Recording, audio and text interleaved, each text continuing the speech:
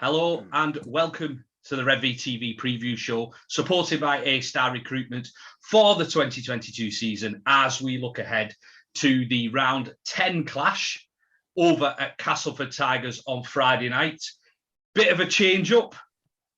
I'm leading proceedings. Dave is elsewhere, and we've gone from Eastbourne to the Middle East to the mighty Motherwell. And we've got Peter Elder involved. How are we, boys? All good, thank you. All good. All good. Excellent. Well done, Kev. You did that very well. Thank you very much. I got stuck with whether it was round 10 or round 11, but we'll just move on anyway. Right, you know what? We've had the squad announcement today. I don't think there is much point talking about anything else but the squad news. 10 changes, I think it is, for Saints. Tommy Makinson, Mark Percival, Johnny Lomax, Alex Walmsley, James Roby, Matty Lees, Joe Batchelor, Kurt Sirenen, Iggy Parsi and Conrad Harrell all drop out and are replaced by a raft of players that you could pick your lottery numbers from. Dave, we've spoken about this. We don't usually do this before Redvee TV. We've spoken about this squad in the week, and we've spoken on social media, and we've spoken about it over the phone today. We were kind of expecting this, weren't we? Well, people should maybe listen to us now and again. We don't tweet rubbish. We don't talk rubbish. Well, we do sometimes. We do. But you get the impression from the little birds out there that this was always the plan. And do you know what? And people are wondering why we've done it. Well, we're the only Super League team to play 3 games in 8 days. We've gone all out. We obviously don't rest people Good Friday. You need to make that gap up on Easter Monday against Huddersfield to increase the gap between first and third. And it's about player welfare. You don't want players suffering injuries because of fatigue with the games we've got coming up. So I don't want to say we're sacrificing this game, because when you look at what we can have in this team, have we lost him? I think Dave seems to have been replaced. Oh, he's there. He's back. Thank goodness for that. I'm back. He's My back. mum's trying to phone me in the car. Rumours of your demise have been greatly exaggerated. We'll just pick up on that, and I'll go to you, Peter. We've earned the right to do this with our squad, haven't we? We've played Catalan away in the Cup. We've then Wigan at home, which is always going to be a massive game. We've had Huddersfield who are flying high away. We're not going to have a break because we're in the Challenge Cup semi-finals. And Christian Wolff has a duty of care to his players, and it is what a squad is for. Do you agree with that? Do you see it slightly differently? No, I mean, I do. I absolutely agree. It's perhaps unfortunate that we have a lot of other injuries at the same time, which means we're left with a squad which makes me feel older than I ever have done. Looking at a Saints squad, I've got to be honest. But there's an excitement there because, you know, we've got some good young players. Quite a lot of them have featured before. So you kind of know what they're about.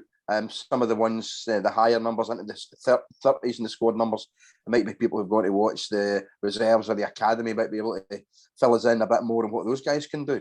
But the schedule, I mean, obviously the cup draw against Catalan, you know, made things a little bit trickier, but it's a hell of a schedule. And I don't know any other team that could have coped and got 3 wins, quite frankly. So, yeah, it's disappointing. Obviously, we've got other injuries and a couple of suspensions, which, you know, but then it does give other guys their opportunity. Even being named in the squad for some of those lads there will be a big thrill. And going in on the day of the match, you know, as a Saints player with the crowd there, getting selfies, getting autographs, wishing them well. It's going to be a big thing, making them feel part of it in the changing room before the game. And looking at the last couple of years, the twice we've done this when we've played Salford away both times, the team haven't disgraced themselves. In fact, the first game we probably should have won it back in 2020. But this will be the first time we've done it with a crowd and in front of the Sky cameras. So it's a big opportunity for some of these guys. And win or lose, I think it's going to be an exciting night for not just this season, but for the future. Well, yeah. But just point out, though, when you look at that squad, Kev, yes, on that left-hand side, all 13 names there could quite easily be in our first team at any point anyway. Yeah. There's not that many youngsters in there. So you've got the 13 on the left who will all be in the squad, who are all potential first teamers, have played first team. You've got Lewis Baxter on the right, who's one of our young players of the year last year. You've got Danny Hill, sponsored by Redvee.net, who has played 6 times in Widnes's first team and is highly thought of. You've got Disco Tommy Martin's son there. Listen, it's not that bad. It's not a bad side at all. And it's something that's more than capable of going to Castleford and being competitive. You're probably in the starting 13. You may only be looking at 2 or 3 debutants tops. And you've got a lot of old heads to help carry them through. Yeah, I mean, we spoke about a team as well, and kind of just about 12:15 today. Phone call between us. We kind of picked a team first up. It's almost, I've just referred to it as a serving suggestion of a team. This is our guess at 12:15 today. It probably won't be right. We're kind of unsure of where a couple of the lads may end up playing. For example, Lewis Baxter, is he a prop? Is he a 13 rather than a second rower? Will he start? Has Jake Wingfield passed? As he passed his HIA against Huddersfield, but if there's any doubts about him, he won't play. So we've gone through that team and kind of put one together there, Dave. And as you say, that has all the hallmarks of being a competitive team. Yeah, I know Moss in the reserves is really highly thought of as well. I might have been a little bit harsh on Jake Wingfield on Monday in the fan reaction as well. I know he did 25, 30 minutes, never came back on. And then obviously Aaron Bowers tweeted today saying he was a doubt this week because of concussion. So obviously if there's any risks, he won't play. But I suspect if he is fit, I think Wingfield will play ahead of Baxter in the second row and he'll play big minutes. And I think we'll see Lewis Baxter maybe used as one of the props with Louis spelling Dan Norman and Kyle Amor. And then you've obviously got Taylor Pemberton to potentially come on and spell Joey Lussick. You could move Lussick into the halves at some point. We've gone for Benison. I think we'll leave him on the wing on the basis that you don't want to put maybe if Danny Hill is coming to the side, what's the point in swapping 2 young lads round? Leave Benison where he is, because that's where he may be playing for the next couple of weeks anyway, and maybe play Danny Hill at fullback where he's played for Widnes. And obviously it gives Jack Wellesby responsibility of leading the side round in the halves as well. But yeah, that's a decent side, and I'm really, really looking forward to getting to Cass on Friday night. Yeah, I think that's one of the things, as you say, you can. We've got a reason behind everything though. Wingfield's on the bench with George Delaney. And they could both prop. They could both play through the middle. George Delaney, by the way, the son of the piano player at my wedding. I didn't know that. Found that out today. Little useless bit of information there. But yeah, Peter, as we're alluding to there's a lot of players there with experience around Super League, around the Championship, being in and about that 21-man squad, who. Listen, they're going to go out there and they're going to see people writing them off.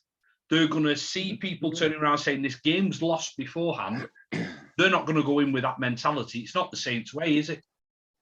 No, and it's all the motivation that they need. Plus the fact they might think, well, this might be my one and only game of the season. Chances are it won't be. But if they go in with the attitude thinking, right, this is my only game, or it's my debut. It's on Sky. We're being written off. At Cass, potentially kind of hostile environment, I'm just going to go and rip in and give it absolutely everything. And looking at some of the names, in fact, looking at the team you guys have suggested there, it's not bad at all. And if that was kind of the lineup that was announced, I think would be reasonably happy with that. And again, I think it would be very, very competitive. But it's the lads should just go there and get stuck in. They're not being thrown in for no reason. They wouldn't be there if Christian Wolf didn't think that they were good enough. They didn't think they were ready. And even if they go out and the scoreline doesn't go our way, it's the future. We can, if we lose a game, then, we're going to lose games. Every team loses games. These guys can get experience, see what it takes to make it at Super League level. And who knows, we might just go there and pull off a fantastic win, which if we do it, regardless of what we've done so far, that would be the best win of the season if we could go to a team like Cass, who, okay, they're a bit up and down, with a team missing 11, 12 or more players, probably about 15 actually with the guys that are suspended, and take that scalp. That would be a heck of a night for you guys that are going to be lucky to be there on Friday night. Well, I think this is what annoys me about our fan base a little bit. I've seen people on social media being a little bit annoyed that we're playing a youthful side. Don't people realise now that it's games like this that contribute to the success of the club down the line? Whether it's a case of being able to, it's a one game less in the legs for most of our first team when it comes to the end of year, when it comes to a semi-final, when it comes to a potential Challenge Cup final. And it's those small margins in terms of fitness that win you trophies. It's these sort of games that you find out who you can count on moving forward. You can guarantee that this game will be analysed more than most by all of the coaches in the club. It'll be determining like who's ready to be able to get dropped in for the odd game in the first team, who maybe needs to go out on loan, who needs to have a further stint in the reserves. Like we played Salford at the back end of last season. John Bennison played really well in that game. From that, he's been dropped into the first team this season for Leeds, Wigan, Huddersfield. It's that development. And I think after winning 3 Super League titles on the bounce, after winning the Challenge Cup, being in the hunt again to do the double this year, maybe it's about time people just trusted in the process of the coaching and things we do at this club. It's nice to see my soapbox has passed to you while you're not hosting there, Dave. See, right, Kev, I've got all that in quickly because I am going to love and leave you now because I'm 20 minutes from the ground. Well, 10-minute walk to the ground to watch the mighty Toffees. Yeah, up the Toffees! You've got to warm up your booing voice, haven't you? Thanks, David. Right, Peter. Go. Can I just point out? Yeah, Danny Hill, sponsored by Redvee.net. For all the people who've helped sponsor him this year, hopefully he'll make his debut on Friday. He's made the 21-man squad. Feel proud of yourselves for supporting one of our young lads. Correct. Well said, David. See you, Dave. Cheers. So, Peter, me and Dave were chatting about it. I was going to ask him before he went, but I'll ask you as well. Is this the right game of the 2 or 3 I'm going to put out there to rotate your squad? We've had Huddersfield on Easter Monday, and people were asking why we didn't rotate it then. We've got Salford in front of a home crowd next week. If you're going to do this at all, it's no disrespect at all to Castleford. As I say, Christian Wolf has a duty of care to his place, to St. Helens Rugby Football Club. Is this the right game to do it? Well, I think so, because obviously we mentioned that Huddersfield were on our tails in the table, so you wanted to, as you say, increase the gap to third place, so it made absolute sense. We've got another week now after this one, so we can rotate this week. And bear in mind, Christian was saying that next week we're very likely to have Regan Grace, Sione Matautia, Will Hopewati and Morgan Knowles returning to face Salford. So all the senior guys who play this week can then get next week off, meaning that everyone in the squad ahead of the semi-final will have had at least a week off. Obviously, in the case of Sirenen and Hurl, they had 2 weeks off, the silly boys. But, we're going to have, with the exception of the unfortunate Lewis Dodd, hopefully, touch wood, a fully fit squad for the semi-final, fully rested, ready to go. Obviously, we don't hopefully that nothing bad happens against Salford, but the guys that don't play this week can play next week. The guys like your Jack Wellesby, Amor, Lussick, Louis can get a rest next week. So it gives us the opportunity to do it both weeks to a degree. And who's to say we won't win on Friday night? I mean, whether I'll predict a win is another matter, but I don't think we'll go there and be embarrassed. I mean, I've noticed the Cass squad, they seem to be going full noise again. No, they don't seem to have rested or rotated. It seems a fairly strong squad. There we are, right on cue. Good man. That's why you're in charge. So you look at that squad there, and you think that that's that's full strength. There's a lot of Super League experience, a lot of old gruff guys that have been over the course for many years that are going to make it difficult for our young bucks, and I think it's a great test for them. And win or lose, I think it's going to be a great experience. I think we're really going to take it to them and run them close at the very least. That's it. I mean, Cass have two changes. George Lawler has come back in, as has Greg Eden, who I was surprised to find out was 31. He seems to have been about for forever, Greg Eden. Niall Evans has dropped out, as well as Sam Hall. They're also missing former Saints in the likes of Jordan Turner, who's an experienced head. And I don't want anybody to be injured. I think it's good that his experience would be... It'd be fantastic for Castleford knowing our club inside and out, especially against a lot of young lads. So I hope Jordan Turner's back on the field as soon as he can be. And of course, Danny Richardson, who has got he's broken his neck, or he's fractured his neck, and I've seen him around Witness once or twice with a big neck brace on, and it's not good to see. And we wish Danny the best as well. Absolutely. I mean, any player that pulled on a Saints jersey deserves their respect, especially guys, both of them, who have brought trophy success to Saints at different, not quite different eras, but different times, certainly. So, and as I say, Jordan Turner's been a great player for many years, and seems to have had an Indian summer almost at Castleford there. And you know, it's great to see, and I hope Danny gets a chance to fulfill the potential that we all thought that he had, and that a lot of us still think that he does have to make it long term in Super League. Yeah, and listen, that's it. As you say, that's as full of strength probably as Cass can go. They're going through this Easter period by not rotating. How do they approach this game? Do they kind of have a free hit in it because it's like we're going to, because it's a load of kids? They have to be careful that they don't kind of let us get our noses in front and start panicking. Would you agree? Yeah, I think so. I mean, they'll look at our squad and think, well, we'll perhaps have a decent starting 13, maybe a very inexperienced bench. But I think, you know, looking at Lee Radford, I think they probably would want to have a lot of big guys and try and beat us up. Particularly, you know, the young guys will try and get, if the lad Moss is playing in the halves, get on him early. Any of the young guys like Baxter, maybe if he gets a start, hit him with a good early tackle and see if he's up for it, see how he reacts to it.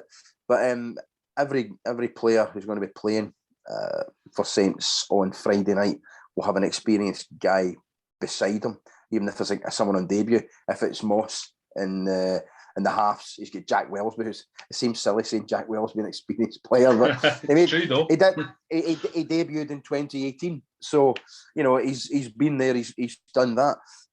Even if someone like Daniel Hill, sponsored by Redvee.net, correct, to give him his full name, makes his debut, he's still going to have John Bennison, who has recent experience and can help him, which sounds silly, but you know. Ben Davis, if he plays in the centre, he's played a number of games like for Salford, as well as turning out for Saints. So he knows what he's going to be up against, and he's a physical specimen as well. Josh Sims scored tries for fun when he's played.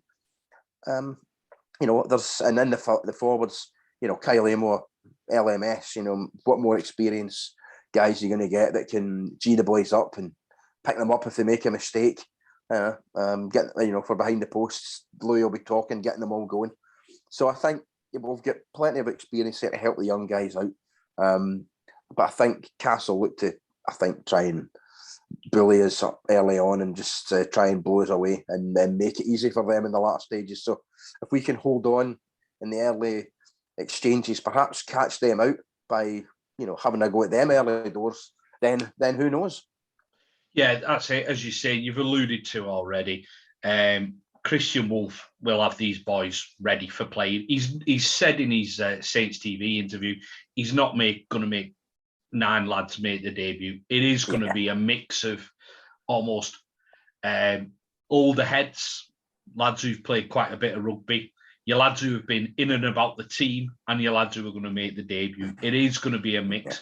And as we've been saying on this show, listen, this is the future of Saints, isn't it?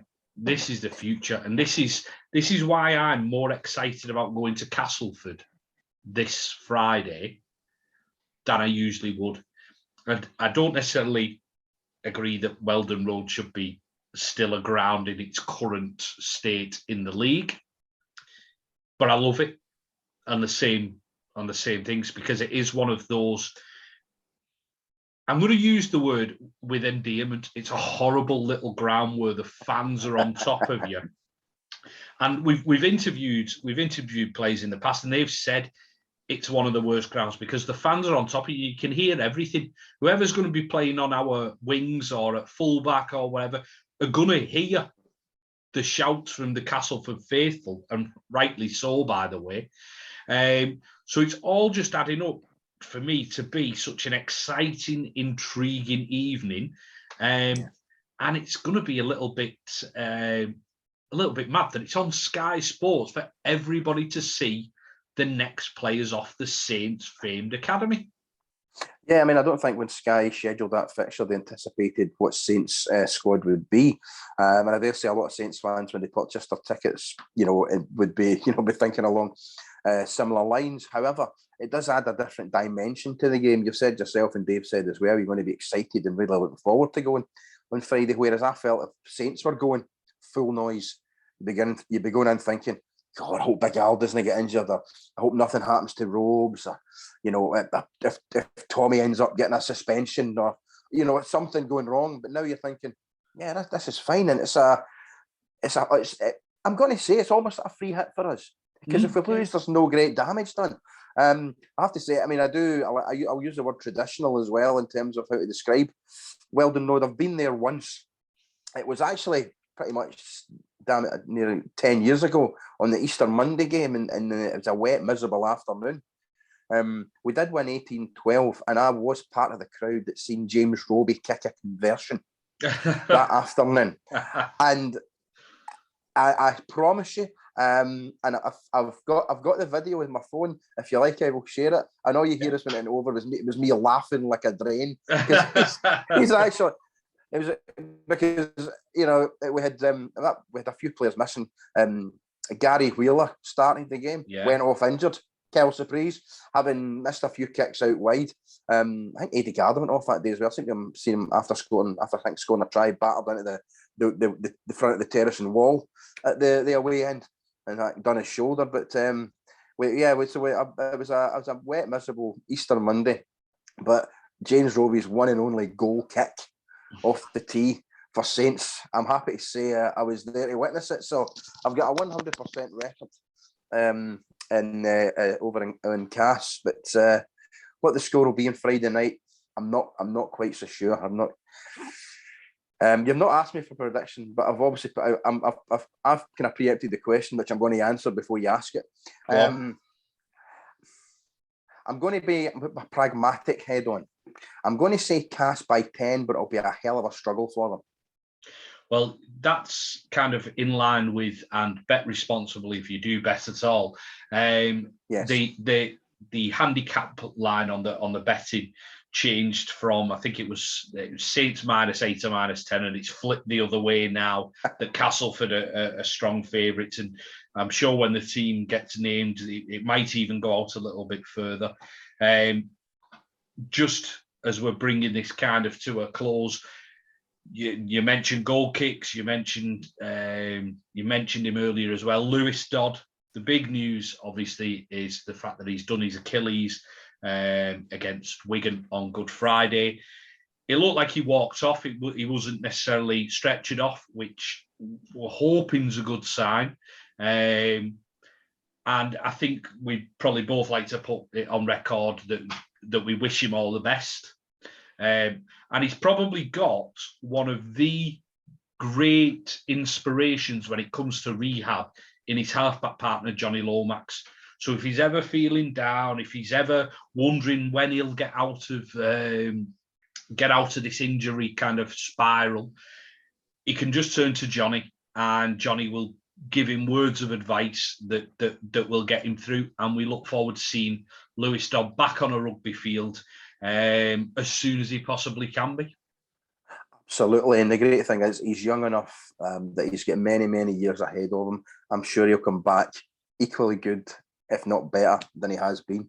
As you say, there's, including Johnny, there's plenty of experienced heads and guys that have been through long injury spells at the club. Even one of the coaches like Wello had his fair share of injuries. You know, pat him in the head and say, stick in there, Doddy. You know, there's dark days, but you're going to come back fitter, stronger, hungrier, ready to go next year, because there's absolutely no doubt that he's going to be around at Saints for many, many years to come. So just take it at your own pace, Doddy. Get yourself back for next season, wee man, for the World Club Challenge. Yeah. Hey, why not? Why not? Could be one of his first games back. One thing I did, sorry, I've got just thought of something as well. The Easter weekend, we've got injuries, we've got suspensions. It's because of the World Cup. It's the season's been concertinaed up a bit. And in August, we've got another one of these.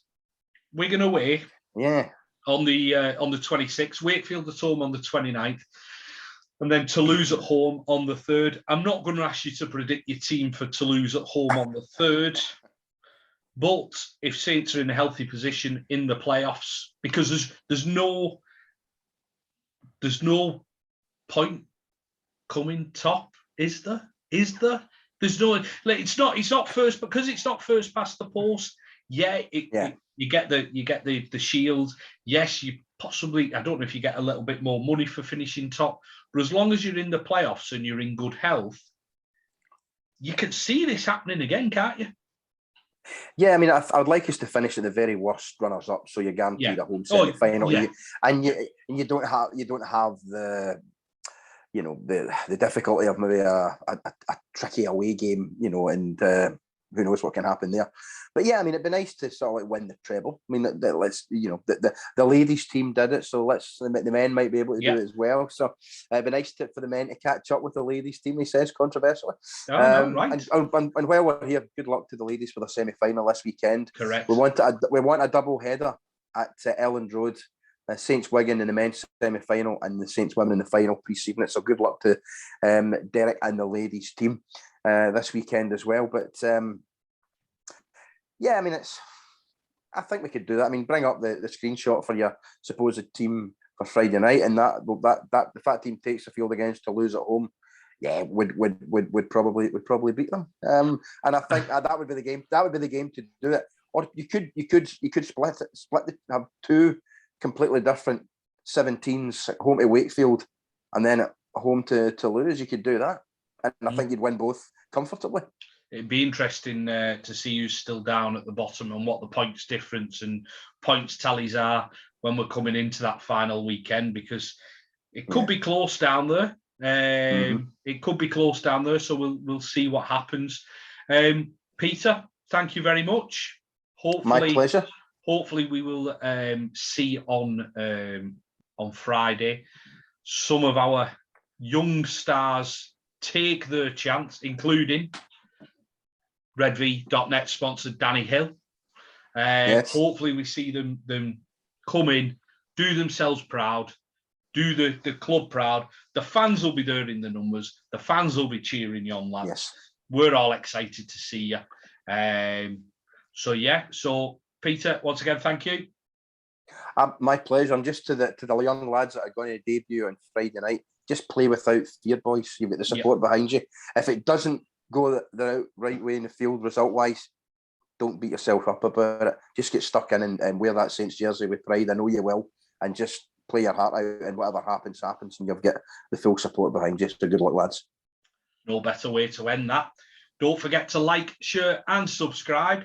And me and Dave will see you for instant fan reaction after the game on Friday, where hopefully the young lads have sneaked a nice little win over in Yorkshire. Cheers, Peter. See you later. Thanks. Good night.